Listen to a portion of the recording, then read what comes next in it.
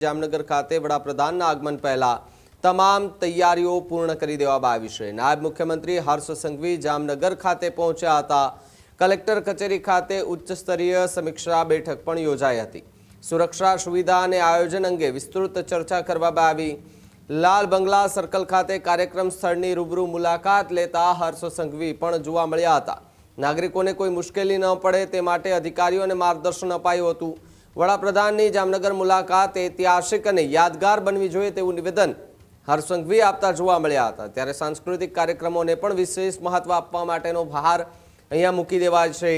સાંસદ પૂનમબેન માડમ અને શિક્ષણ મંત્રી રીવાબા જાડેજા છે, રાજ્ય શિક્ષણ મંત્રી રીવાબા જાડેજા જે છે તેઓ પણ આ બેઠકમાં ઉપસ્થિત રહ્યા હતા। રાજકોટ રેન્જ આઈજી નિર્લિપ્ત રાય સહિતના પોલીસના અધિકારીઓ કે જેઓ પણ હર્ષ સંઘવી જ્યારે સમીક્ષા કરવા માટે જામનગર પહોંચ્યા હતા તો તેમનું સ્વાગત કરવા માટે એરપોર્ટ ખાતે પહોંચ્યા હતા।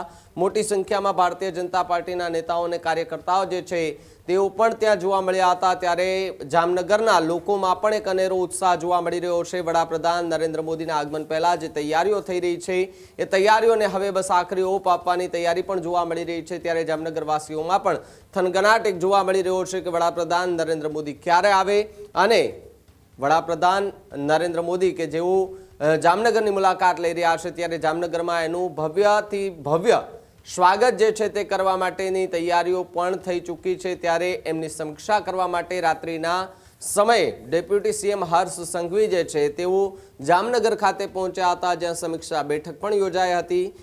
જે મુલાકાત જે છે ત્યાંના નેતાઓ સાથે કરી હતી, અધિકારીઓ સાથે કરી હતી। ત્યારબાદ જે સ્થળ પર કાર્યક્રમ છે સ્થળની પણ મુલાકાત લઈ અને ત્યાં જે છે તે દેખરેખ રાખવા માટેની વાત કરી હતી। સાંસ્કૃતિક કાર્યક્રમો જે છે તેમને ભાર આપવા માટેની પણ ચર્ચાઓ ત્યાં થઈ છે। ત્યારબાદ જામનગર ખાતેની બેઠક પતાવી અને ટ્રેન મારફતે રાત્રિના જ સમયે સામાન્ય માણસની જેમ ડેપ્યુટી સીએમ હર્ષ સંઘવી કે જેઓ સીધા જ એ ટ્રેન મારફતે સોમનાથ ખાતે નીકળી ચૂક્યા હતા। એટલે કે રાત્રિના સમયે જે ટ્રેન જામનગરથી નીકળે છે અને વહેલી સવારે સોમનાથ ખાતે પહોંચે છે એ જ ટ્રેનની અંદર મુસાફરી કરતા હર્ષ સંઘવી પણ જોવા મળ્યા હતા। જ્યારે વહેલી સવારે સોમનાથ ખાતે પહોંચ્યા અને ત્યાં પણ જે તૈયારીઓ થઈ રહી છે એ તૈયારીઓની પણ સમીક્ષા જે છે તે ડેપ્યુટી સીએમ હર્ષ સંઘવી કરતા જોવા મળી રહ્યા છે। ત્યારે જામનગરના લાલ બંગલો સર્કલ ખાતે કાર્યક્રમ સ્થળ જે છે ત્યાંની મુલાકાત લઈ અને માર્ગદર્શન જે છે તે આપતા હર્ષ સંઘવી જોવા મળ્યા હતા। આ જ પ્રકારની તમામ અપડેટ જોવા માટે ન્યૂઝરૂમ ગુજરાતને લાઇક, શેર અને સબસ્ક્રાઇબ કરવાનું ભૂલતા નહીં।